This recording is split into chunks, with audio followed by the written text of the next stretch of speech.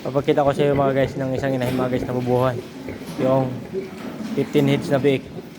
Yan o. Isa. Yan pa. 15 piraso yan mga guys, pero buhay na buhay sila sa isang inahin lang. Yan.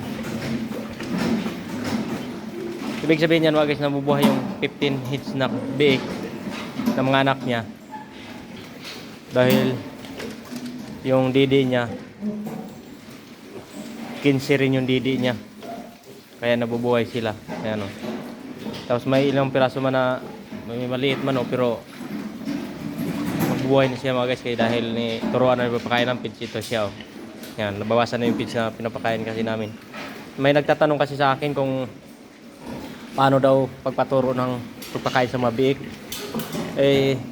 Ang dito sa amin, naging experience namin, pagdating ng 7 days, naglalagay agad kami ng feeders dito. Yan. Tapos ilalagyan namin ng feeds yan na kunti lang para maamoy-amoy nila. Yan. Kasi may nagko-comment kasi sa akin, mag-shout out sa inyo ma'am, tsaka hindi ko lang pangalanan kung sino. Kasi naanong ko na to na kung paano daw magpaturo na kumain agad yung mga biik. Kaya nito po yung ano namin na magiging experience namin dito, na pagdating ng 7 days ilalagyan namin ng feeds dito sa feeders. Basta konti-konti lang kasi amoy-amoyin pa nila mga guys, na pagdating ng mga ilang linggo tumitikim-tikim na yan. Kaya pagdating ng 28 days pwede mo naawatin yung nanay para mano na sila, kasi yung mga big kasi noon malakas na kumain ng feeds. Yan. 15 piraso to mga guys, nabubuhay sila. Yung may nagtatanong naman sa akin, yung nag-comment, paano daw mag-EI. Madali lang naman po pag-EI, basta na ano na lang na nakakita kayo na isang beses kung paano talaga mag-EI sa isang inahin.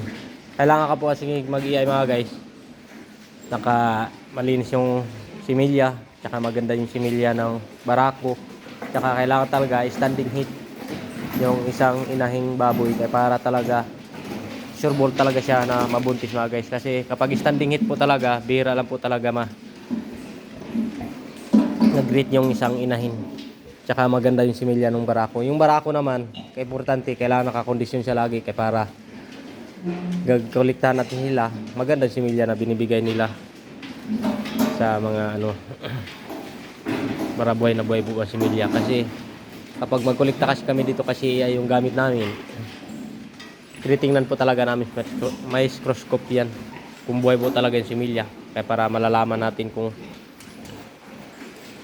maganda ba yung similya ng mga barako sa gagamitin natin sa inahin. Ayan.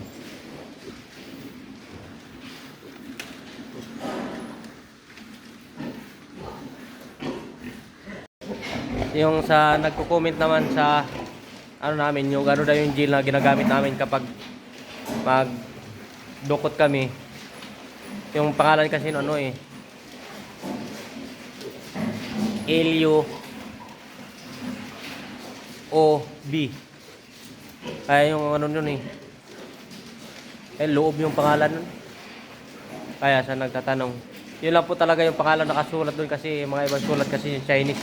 Hindi ko pa alam kung ganun ba pangalan pa doon, basta yun lang po yung ano namin sa gagamitin namin pagdukot. Kasi meron kasi nagsabi sa iba kasi, bakit daw dinudukot yung isa na inahin na hindi na lang daw aantayin na lumabas yung biik. Sa totoo po talaga, meron po talaga yung inahin na matagal po talaga lumabas yung biik, tagal siya manganak. Right, nasaksakan mo ng oxytocin o Lutalize, tas hindi talaga lumalabas yung biik. Kaya importante talaga dukutin, kaya para may ilabas yung biik. Kasi kapag hindi talaga sabay natin ang dukot, yung tansya kasi no na mamatay yung biik sa loob ya, tapos hindi na talaga may lalabas. Kasi kapag matagalan kasi yung biik dun sa loob, tapos medyo mamatay na ang biik, medyo lulubo kasi yung biik nun. Kailangan talaga dukutin natin, kasi baka mamaya masisira pa yung inahin natin kapag hindi matanggal yung biik sa loob ng tiyan, kasi mamatay yung biik. Tsaka kung magkaroon mo ng ganyan doon sa loob ng tiyan, mamatay yung biik, matagal siya maglandi, magkaroon siya ng BD. doon sa loob. Magiging marumi yung ano niya, lagayan ng mga bake tsaka yung mattress niya. Yun lang na magiging experience namin dito mga guys. Sa lahat pa naman ng ano namin baboy dito, hindi po talaga lahat na magaganda mga anak yung mga baboy. Mayroon po talagang mga baboy na hindi po talaga normal mga anak. Kaya kung mayroon kayo natutunan sa mga video namin guys, paki-follow na, paki-share para updated kayo dito sa ano namin. Sa YouTube channel ko naman, support na lang po doon sa YouTube channel ko na subscribe.